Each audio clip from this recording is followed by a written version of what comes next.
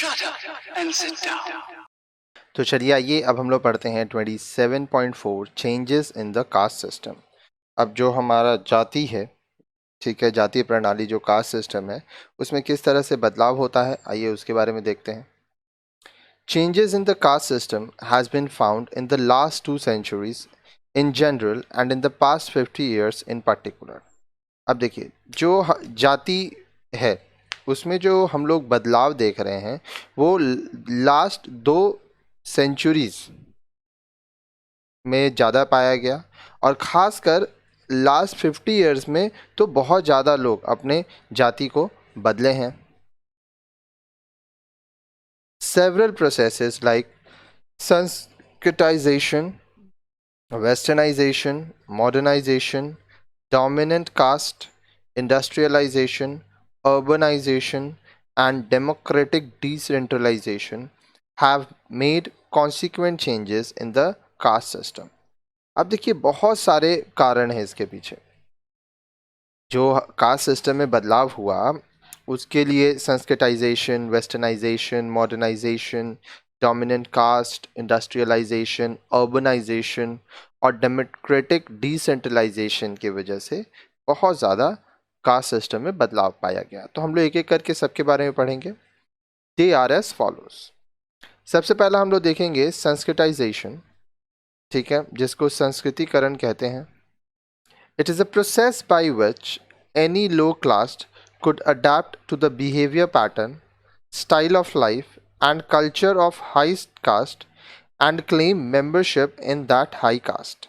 अब देखिए संस्कृताइजेशन में क्या हो रहा है कि निचली जाति के कोई भी सदस्य, ठीक है, वो क्या करते हैं कि ऊंची जाति के जो लोग हैं उनका व्यवहार कॉपी करते हैं, उनके तरह जीने लगते हैं, उनका जीने का तरीका वो लोग अपनाते हैं, उनके जो संस्कृति हैं उसको अपनाते हैं और ये दावा करते हैं कि वह ऊंची जाति के सदस्य हैं। But they have to leave their unclean occupation and other impure habits like meat eating and taking liquor etcetera.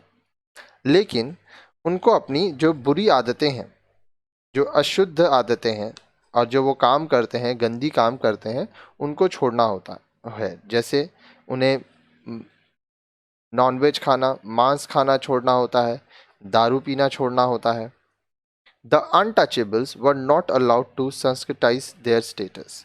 अब जो अछूत लोग थे उनको यह अनुमति नहीं थी कि वह अपने कास्ट को, अपने हैसियत को बदल सकें।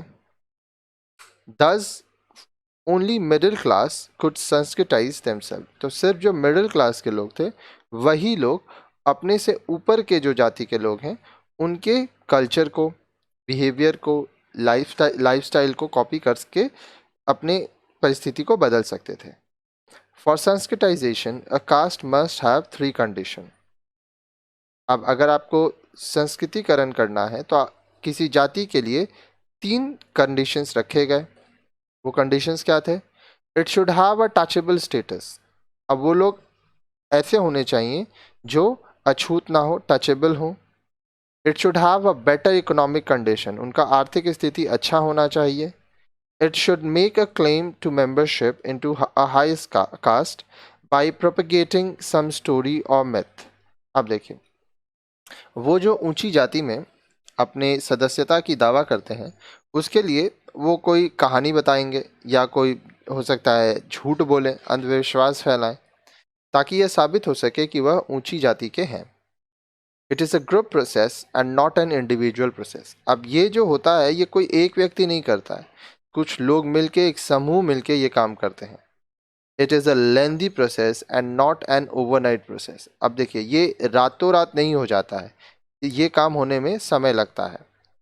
It does not lead to any structural change, only leads to positional change। अब देखिए आपका जो संरचना है, जो स्ट्रक्चर है वो नहीं बदलता है, सिर्फ आपका पोजीशन बदलता है इसमें। It means a particular low caste changes its position into a high caste in a particular area, whereas the caste structure does not change। अब देखिए इसका मतलब ये हुआ कि किसी क्षेत्र में एक जो निम्न जाति का लोग है वो अपने जाति को बदलकर हाई कास्ट में, ऊंची जाति में चले गए, ठीक है, अपने पोजीशन को बदल के, लेकिन उस क्षेत्र का जो जाति संरचना है, जो कास्ट स्ट्रक्चर है, वो नहीं बदलता है. Through this process a few lower caste in different parts of the country have changed their status into higher caste. इस तरीके के जरिए कुछ निम्न जाति के लोगों ने देश के अलग अलग हिस्सों में अपने स्टेटस को बढ़ाया है. आगे देखिए. The Jatavs of Agra wanted to Sanskritize in 1940s. 1940 के दशक में जतावस जो थे आगरा के, वो संस्कृतिकरण करना चाहते थे. They are Chamars by caste. जाति के रूप में यह चमार थे. During the British period demand for shoes went up and the Jatavas became economically well off. अब देखिए, ब्रिटिश काल में जूतों का जो मांग था वो बढ़ गया था, तो जो जतावास थे उनका आर्थिक स्थिति अच्छा हो गया. दे claimed the Kshatriya status by propagating a myth. In the Lomesh Ramayan, written by Swami Atmaram, it was mentioned that during Treta Yuga, the Jatavas were Kshatriyas. अब देखिए, वो खुद को क्षत्रिय घोषणा कर रहे थे, वो एक झूठ कहानी फैला रहे थे. वो कहते थे कि लोमेश रामायण, जो कि स्वामी आत्माराम द्वारा लिखा गया है, उसमें ये चीज़ लिखा गया है कि त्रेता युग में जो जतावास थे वो क्षत्रिय थे. When Parshuram was slaying the Kshatriyas, the Jatavas hid in the forest and started working with leather craft to save themselves. जब परशुराम क्षत्रियों को मार रहे थे, तब जतावा जंगल में खुद को छुपा लिए और अपने जीवन को जीने के लिए वो चमड़े का काम करने लगे. Now that they have become economically better off, hence they want to get back their Kshatriya status. अब ये लोग आर्थिक स्थिति से अच्छे हो गए हैं, इसलिए ये अपने क्षत्रिय जो दर्जा था इनका, वो वापस चाहते हैं. आगे देखिए. But the local Kshatriyas refused to accede to their claim since they were untouchables. लेकिन जो वो क्षत्रिय जो थे, लोकल क्षत्रिय, वो ये जो क्लेम कर रहे थे उनको नहीं माने क्योंकि वे अछूत थे. Later on Jatavas adopted to politicization and gradually became a vote bank in the areas. बाद में जो जतावा हैं वो राजनीतिकरण करने लगे और उस क्षेत्र में एक वोट बैंक बन गए. Today Jatavas are dominant in the area. आज उस क्षेत्र में जो जतावा हैं वो डोमिनेट करते हैं, वो ऊपर के क्षेत्र में है. Thus unsuccessful Sanskritization led to politicization and upward mobility of the caste. तो इसलिए जब संस्कृतिकरण सक्सेसफुल नहीं रहा, कामयाब नहीं हो पाया, तब राजनीतिकरण आया और जो जाति है वह ऊपर की तरफ बढ़ी. फिर आता है वेस्टर्नाइजेशन, जिसका मतलब होता है पश्चिमीकरण. It indicates adapting to the western style of living, language, dress pattern and behaviour pattern.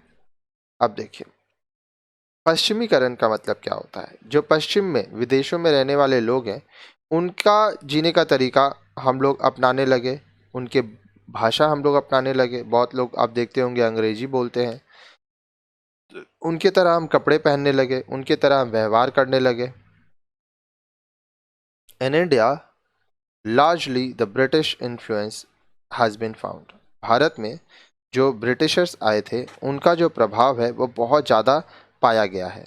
The features of westernization are rational outlook, scientific and goal oriented outlook, interest in material progress, reliance on the modern communication process and mass media, English medium education and high social mobility etc.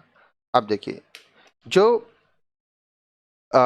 Westernisation है उसकी विशेषताओं में आता है rational outlook. मतलब देखिए, scientific और goal oriented, आप वैज्ञानिक रूप से सोचेंगे और आपका लक्ष्य होगा जीवन में। साथ ही साथ आप मटेरियल प्रोग्रेस, आप चीज़ों को अपनी संपत्ति बनाने के तरफ आगे बढ़ेंगे, लोगों की रुचि होती है। साथ ही साथ जो आधुनिक संप्रेषण प्रणाली है, मॉडर्न कम्युनिकेशन है, जो मास मीडिया है, जन माध्यम, उसके ऊपर लोग निर्भर रहेंगे। लोग इंग्लिश मीडियम एजुकेशन लेंगे, जो शिक्षा है वो इंग्लिश मीडियम लेंगे, अंग्रेजी सीखेंगे, अंग्रेजी स्कूल में पढ़ेंगे। साथ ही साथ समाज में अपना जो ओहदा है, जो हैसियत है, उसको बढ़ाते रहेंगे। The higher caste were first to westernize themself. अब देखिए, जो ऊंची जाति के लोग थे, सबसे पहले वह खुद को पश्चिमी देशों की तरह बनाए, उनके तौर तरीकों को अपनाए। Later on the lower caste also adapted to this process.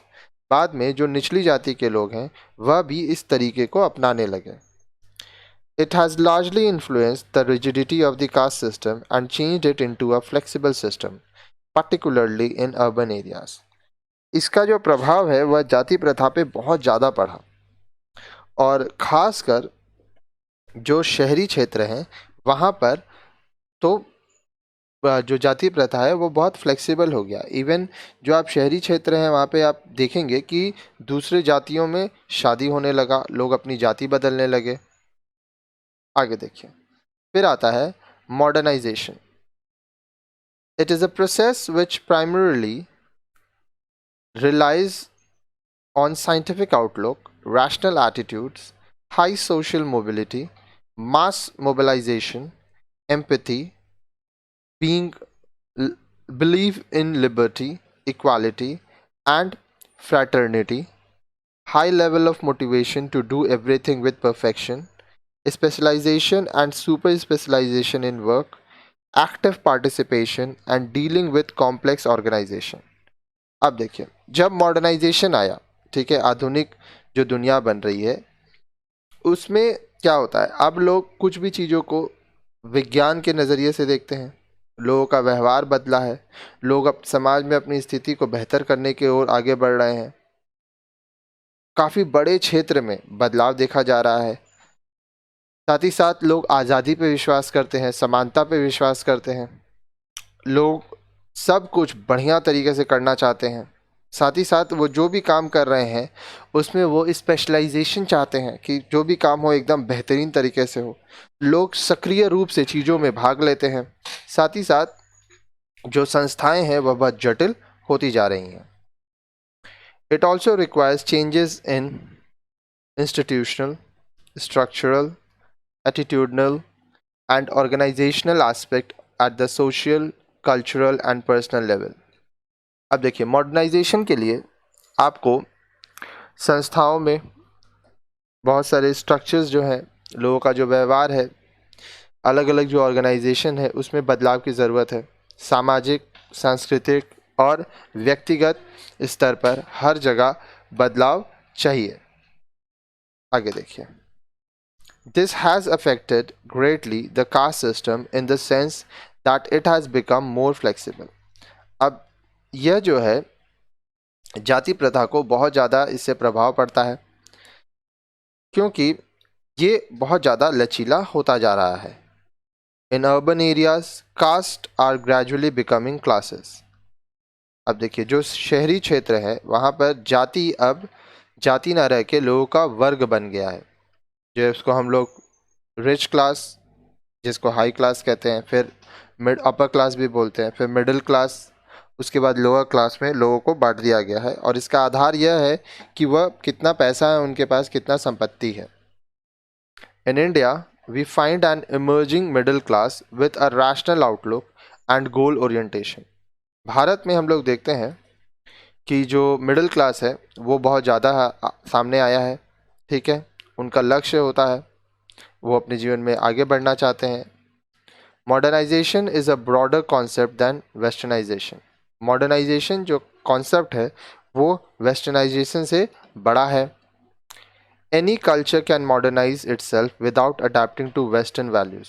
कोई भी संस्कृति, कोई भी जाति के लोग चाहें तो खुद को मॉडर्न बना सकते हैं, और इसके लिए ज़रूरी नहीं है कि उनको वेस्टर्न वैल्यूज़, पश्चिमी मूल्यों को ही मानना पड़ेगा। In our case, we can modernize ourselves not by abandoning the tradition totally, but by integrating the rational aspects of the tradition and suitable aspect of modernity.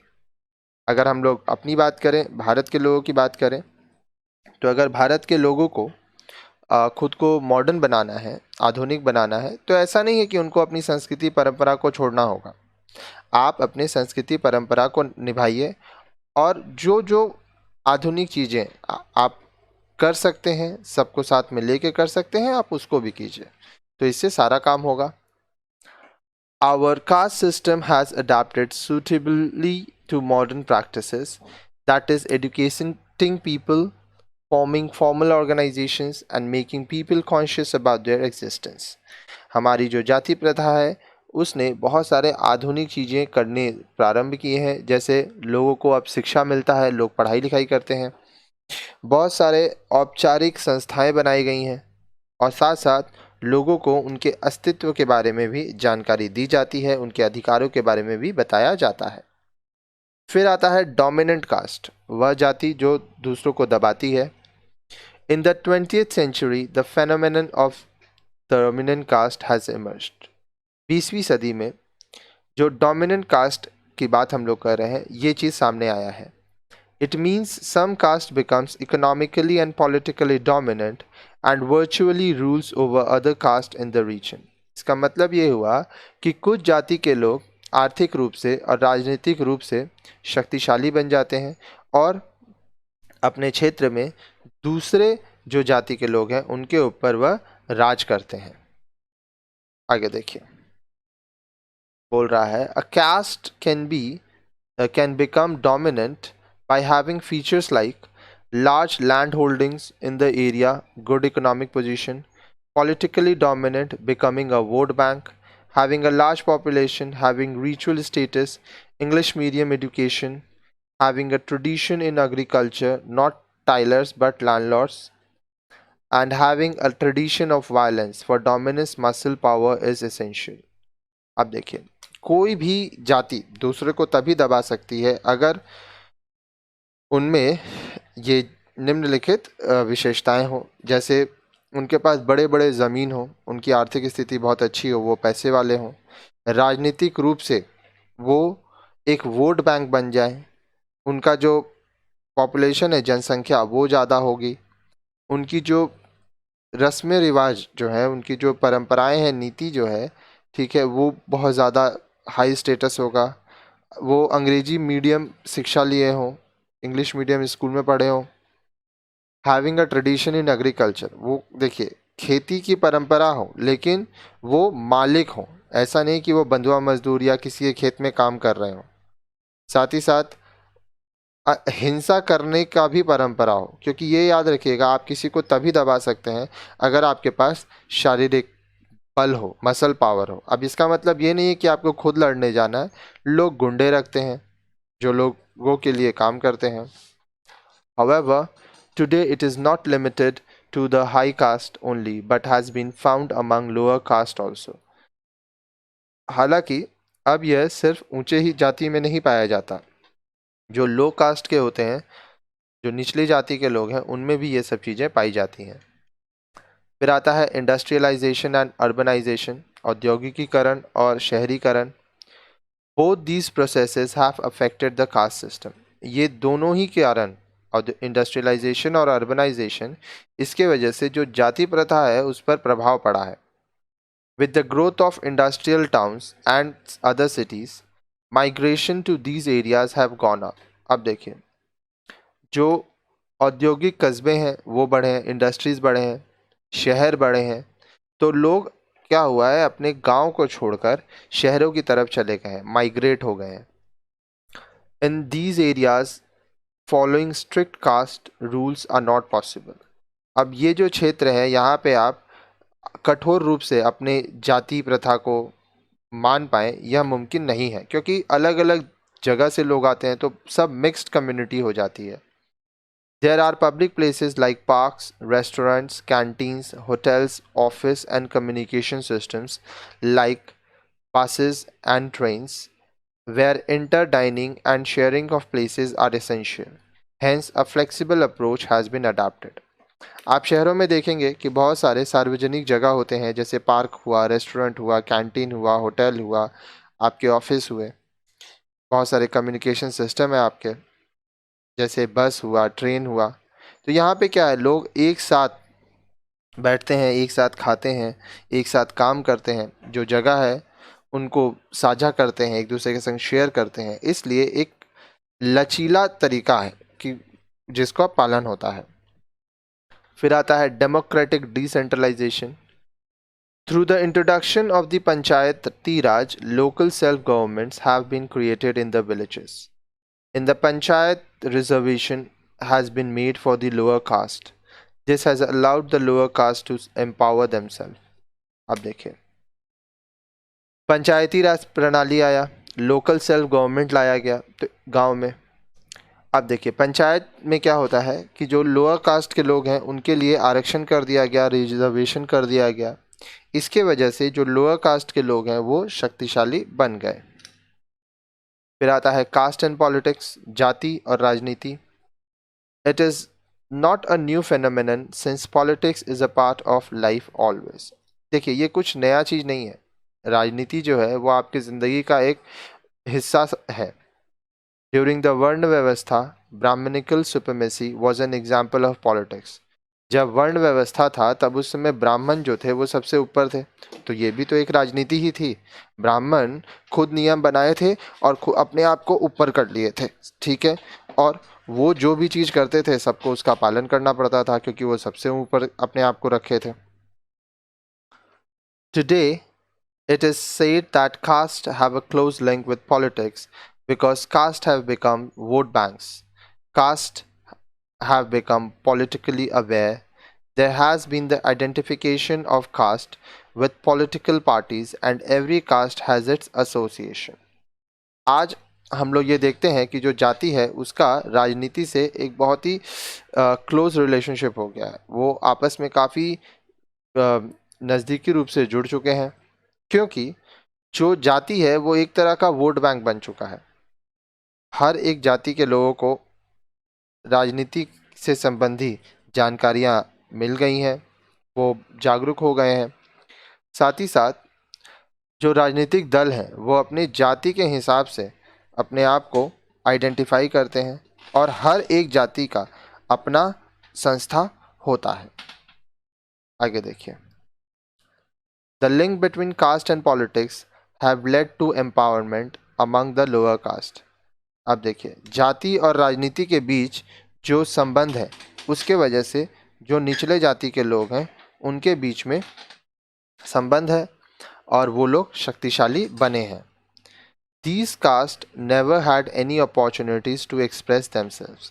अब ये जो निचली जाति के लोग थे इनके पास कभी भी यह अवसर नहीं मिला था कि वह अपनी भावनाओं को कह सके, अपने बातों को लोगों के सामने रख सके।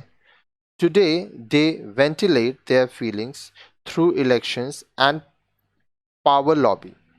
आज वो अपनी भावनाओं को इलेक्शंस, चुनाव के ज़रिए और जो उनका शक्ति प्रदर्शन है उसके ज़रिए वो बताते हैं। Dalit politics is one such examples. The Dalits are trying to assert their identities and have become successful in capturing power in various states. अब दलित जो हैं वो राजनीति के एक उदाहरण के रूप में आप देख सकते हैं। जो दलित है वो अपनी आइडेंटिटी, अपनी पहचान के लिए लड़ रहे हैं, कोशिश कर रहे हैं और बहुत सारे राज्यों में वो शक्ति हासिल करने में कामयाब हो चुके हैं। However, the negative aspect of this link has been found in factionalism, that is, the high caste always want to maintain their status quo. हालांकि इसका एक नकारात्मक प्रभाव ये होता है कि ये जो लिंक है उसमें जो ऊंची जाति के लोग हैं वो हमेशा ये कोशिश करते हैं कि उनका जो हैसियत है वो बना रहे। They are not able to accept the changing dominant position of the lower class.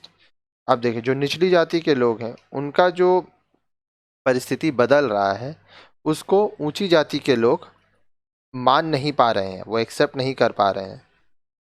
This has led to frequent conflicts between high caste and low caste in several regions of the country. इसके वजह से जो ऊंची जाति है और जो निचली जाति है उनके बीच बहुत सारे परेशानियां, संघर्ष होते रहते हैं हमारे देश में अलग अलग क्षेत्रों में. However, this is only a transitional phase.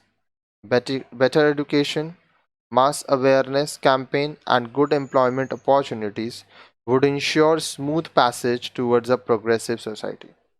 हालांकि ये सिर्फ जो है ट्रांजिशनल फेज ही है. अगर लोग अच्छे से पढ़ाई करेंगे, लोगों को पढ़ाई लिखाई की अच्छी शिक्षा मिलेगी, अवसर मिलेंगे, लोग अगर जागरूक होंगे, लोगों को अच्छी रोजगार के अवसर मिलेंगे, तो हम लोग एक अच्छे समाज के तरफ आगे बढ़ेंगे. फिर आता है कास्ट एंड इकोनॉमी, आपकी जाति और आपकी आर्थिक स्थिति. Traditionally, it was said that the caste system has been functional for society, particularly in the economic sense.